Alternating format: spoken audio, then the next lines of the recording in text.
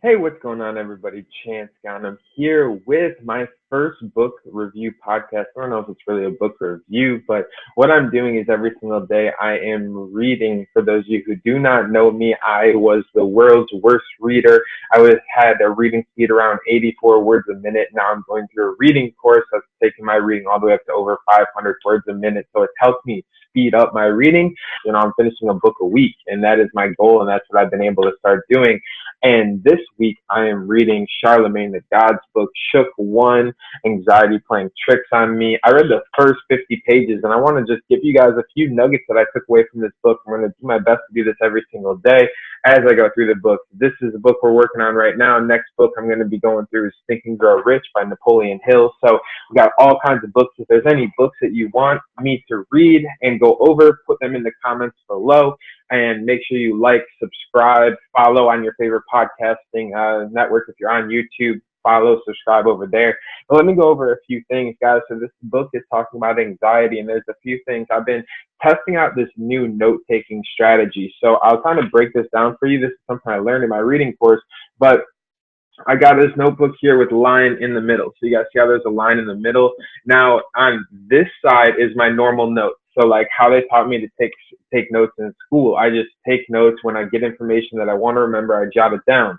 And on this side, the other side, is action steps that I actually want to go over and things that I think that I need to add into my life to really go make changes. So let me talk about this real quick. I'm going to start on the note-taking side, and we're kind of going to just bounce back and forth. But the first thing that I got from this book, in the beginning of the book, I'll just kind of go a quick overview of what I read. He gave a little bit of background on himself, his past. He talked about a few anxiety attacks that he had, and then he went into social media and how social media is the number one cause of anxiety in the world today, and that pretty much everyone's addicted to it. Doesn't matter about where, your age, your race, where you're from, and like all kinds of people are addicted to social media. So, I took a few things here. Majority of anxiety is caused by other people's opinions of you. So guys, before you even dove into social media, this is something that's so true. And I think this hindered me a lot too. And or he talked about it as a young, like when he was young, this caused him a lot. This is commonly known as peer pressure. But I think it's so weird that he continued to talk about himself he put himself in positions where he was getting in fights, where he was getting in trouble, where he is around the wrong people. And he was doing that because he didn't want to be, he says in there, he didn't want to be called a like that was what he was so afraid of. He was scared of that word. He was scared of his friends calling him that. So he put himself in bad situations. And guys, it's funny because I think growing up so many times I put myself in positions trying to fit in, trying to be cool, trying to be accepted. And it's funny that once my life really took off is when I started doing what I wanted and I started doing my own thing. But it's funny because I kind of got, when we dive, it's not funny, it's bad, but when we dive into the social media stuff, the rest will make sense. But I want to go over a few things here because he talked about this fear. He talked about fear, Fear. And he broke that down. He said fear has two options. And when he was fearful of people calling him names, when he was fearful of other people, he had two things. He could forget everything and run, or face everything and rise. Forget everything and run, face everything and rise. Now, he was talking about one thing, that when you're trying to face everything and rise, when you have that anxiety come down on you, the best thing you can do is just straight fight through it. Now, this is after you've already changed your surroundings, so you are in a safe environment. Obviously, if your anxiety is from you have to fight somebody who you know is going to beat you up, you can face everything and rise and you can square up. But if they're like a professional MMA fighter, if they have way more skills than you, they're still going to knock you out. So, obviously this is when you've already put yourself in a position to go after something you're passionate about, and you have the skill set to do, or you can learn the skill set and fail in a safe environment. So let's see what else I have here. Make sure when posting you understand the power. Yeah, so he was talking about, he really broke down, and if you guys read the book, you can see, and this is why maybe some people don't like Charlamagne the God, is because he put a tweet out that got misinterpreted, spread all throughout, social, and it's something that he was talking about, how it's just so important to make sure you're really focusing in on what you're saying, because anything can be taken out of context on social media. And then here we start diving into social media. So this is something that I liked, and this is something that I've been working on personally. So I want you guys to think of this. Brain work is easy today. So our brain, he talks about for a little bit how today we are not, our brain doesn't get the testing that it has because we have a smartphone. Guys, you don't have to remember. He talked about remembering your phone numbers. He said that back in his day, he had to remember phone numbers. Guys, today, as you know, we have hundreds of thousands of phone numbers right here in our phone. Instead of having Google, people had to go read books, learn, research, and now we have such easy access to information that's amazing, but it's actually making our brains a little bit slower. And it makes our brains like where, think about it as your muscles. Like, guys, you can have muscles. Like, I have muscles right here. You have muscles. But if there's somebody who goes to the gym 5 days a week and there's somebody who goes to the gym never, who's going to have better muscles? The same exact thing with your brain. Like, you're going to have a brain, it's going to work. But your brain, if you're just consuming social media stuff, watching TV, playing video games, just going to your brainless job, compared to somebody's brain who's reading books every single day, is not even going to touch, because reading books is like your brain going to the gym, getting a workout in. So I want you guys to think about that. Put your brain through workouts. Some of you guys might know I started juggling. Juggling is something that's proven to grow your brain. So that's another thing that you can do if you want to learn how to juggle. You can actually grow your brain as well. But let's dive into the social media thing, because this is so, so, so real. So now, there's a few interesting things that I want to talk about here. And the first thing is social media doesn't bond people like in person does. Now, I think a lot of people use social media as an excuse of, okay, these are my friends, this is who my people are. And this is something that I went through a lot, because if you don't know, on my journey, when it came to being an entrepreneur, a lot of people around me were not into entrepreneurship. All my friends didn't want to do what I was doing. So I was really on my own. I had nobody around me, but I found amazing friends via social media. And I found a great support system around social media. And they really helped me take it to the next level. But I'll be real, I didn't have the belief, and I didn't have the relationship that I needed to get me where I wanted to go until we met in person. Guys, it's so real that once I took my online relationships offline, the relationship grew and flourished, and I feel like I'm truly best friends with these people. Unlike when they were just a profile on Facebook, they were just another person I was following, and they were helping me, they're getting on calls with me, but there's nothing like getting in person. And this is what it talks about here in the book, and it's something I resonate with a lot. Is I always try to take my online friendships offline so we can really break bread and become real friends outside of that. Now, this is something that is really interesting, and it kind of talks about the anxiety of social media. And it talks about social media is a party. This is what he talks about it like, and this is so true, and I never really thought about it. He says social media is a party. You can't party all the time, or how will your life look? Guys, we all know people who party all the time, and where are their lives at? Guys, the people who are spending every single night in the club, they're probably not out there.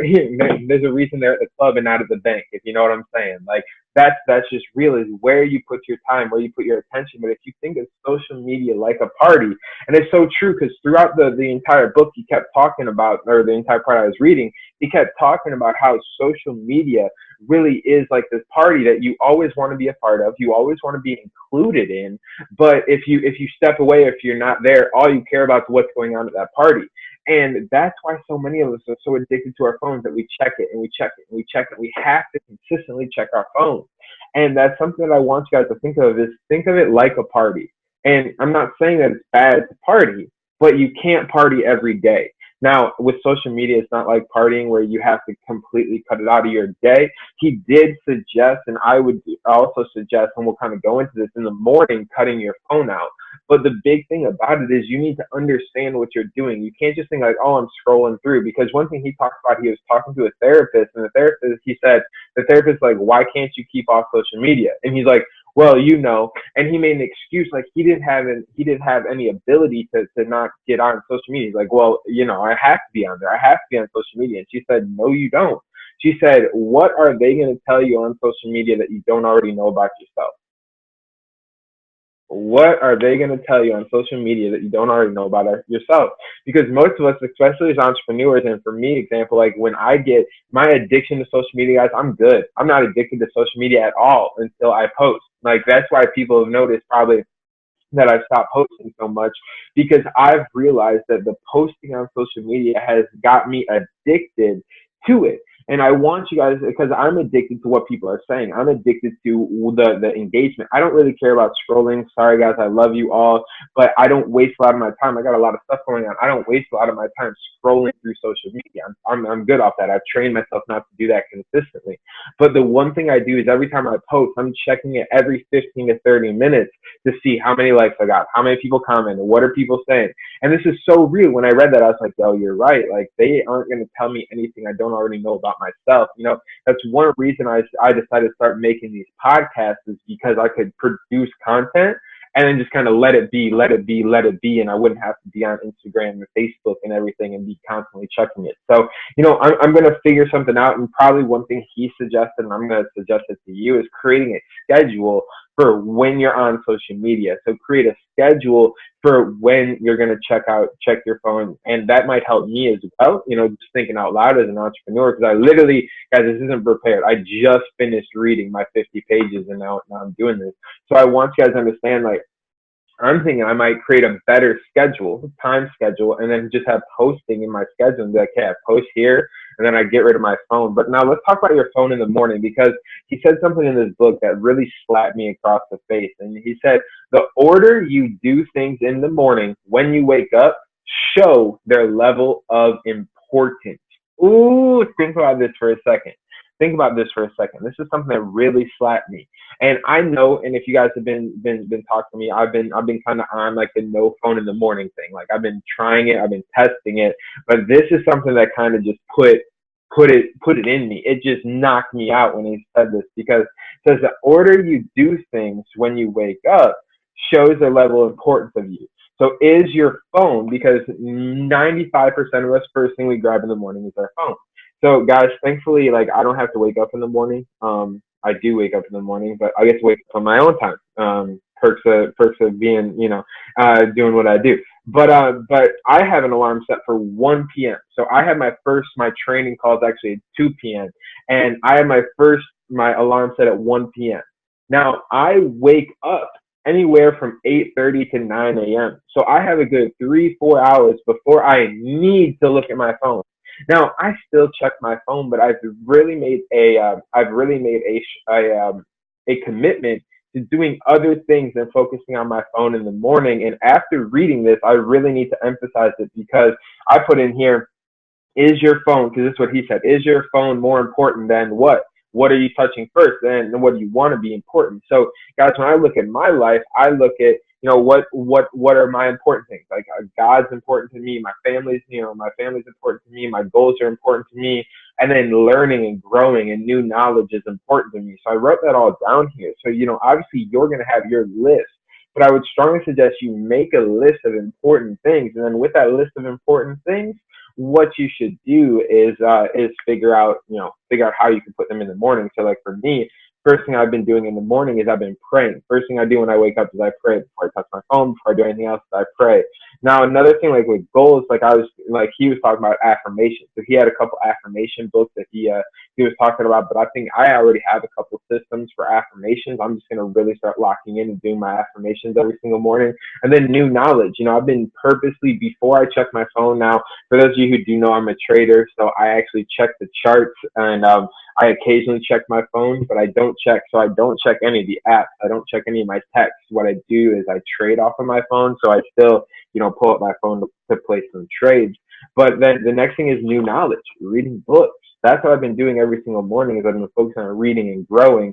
And it's crazy, and it's something that the studies show, and this is, you know, on all social media, but if you wanted to take a detox, studies show happiness levels rise after 1 week off of Facebook. Getting off of Facebook for 1 week, 1 week removed from Facebook is proven in studies over and over and over again. They'll take their happiness levels up. So I thought that was very interesting. Now, another thing he talked about, now this is in the morning for him, but I also want to talk about it too because it's something that I do on occasion that I think can really help you. And he, Charlamagne, the guy, if you don't know, he's on the Breakfast Club. It's a radio show in the morning. So he has to get to the studio at 6 a.m. So he doesn't touch his phone from when he wakes up at 4:30 to when he walks into the studio at 6 a.m. But he's talking about it in his car ride, and he's saying on his car ride to work, he used to always listen to hip hop music, or he'd listen to the modern culture, what's going on. And now on his car rides, he started listening to nothing at all and just riding in silence, or listening to audio programs that gave him knowledge and helped him grow as an individual. But he kept it all positive. And the silent car ride is something I want to talk about because you guys all know, especially if you've been around me or you've been around entrepreneurship for a while, that your car should be your mobile library. It should be your mobile study room, and you should be listening to as many audios as you can while you're driving so you can learn and grow and develop. Now, I want to talk about silence for a second because sometimes silence doesn't make a lot of sense to us. People like, Chance, I can't deal with silence because my brain just goes crazy. Guys, that's actually a good thing. You need to learn how to calm your brain. You need to download Headspace, the app, and learn how to meditate. But you need to learn how to be able to be alone with yourself because it's so important to have time with yourself. And I do that every single day. It's something that me and Sam both do, is we always have our time separate where we're by ourselves, where we're just with our thoughts, because the best ideas come out of silence. That's why so many of us have great ideas in the shower, because you're silent, you're away from your phone, it's just you and your brain. That's why you have great ideas. Now, how many times a day do you give yourself that silence? I think today, especially as entrepreneurs, but really everybody in life, we all have so much going on, and we don't take 5, 10, 15 minutes to ourselves in silence and quiet and just to our thoughts. And I would strongly suggest doing this. And guys, when you do it, make sure you have pen and paper nearby so you can jot down your ideas and your thoughts if you want to. But what I would strongly suggest is have some time cleared out, maybe even 30 minutes, where it's just you, yourself, and that's it. That's it. You relax. You have that time with yourself. Now, let me see. I wrote down a few things on the back here. I just want to make sure I cover everything before we wrap this up. But it was definitely a good start to the book. I enjoyed the first 50 pages. I took a lot of nuggets away, and hopefully you guys will get some knowledge from this. Why do you have to? So why do you have to look? I was talking about that. It's okay to have downtime alone with yourself. You literally just talked about that. And then, okay, so one thing he said, you know how I talked about scheduling, like how much time or when you're on your social media. He also talked about scheduling how much time you allow yourself on social media. So he talks about apps that can measure, how much time you're spending on the platforms. So that's something that I would take note of. He talked about an app called Freedom. So there's an app called Freedom. There's an app called Break Free or Moments. So, there's Break Free, Moments, and Freedom. Those are the 3 apps that he suggests. You use that to measure how much time you're spending on your social platforms and then minimize it yourself. Guys, this was the first podcast. I don't even have a name for this thing yet, but it's not really a book review, but get your nuggets. I don't know. Get your bite-sized nuggets. Quick little 15, 20-minute podcast here showing you what I read, giving you the nuggets that I learned from the first 50 pages of Shook One by Charlamagne the God. We'll be back tomorrow with the next 50 pages. Peace out, everybody. Thanks for listening. Make sure you subscribe, follow everywhere. We're here to help. I want to take you guys all to the next one.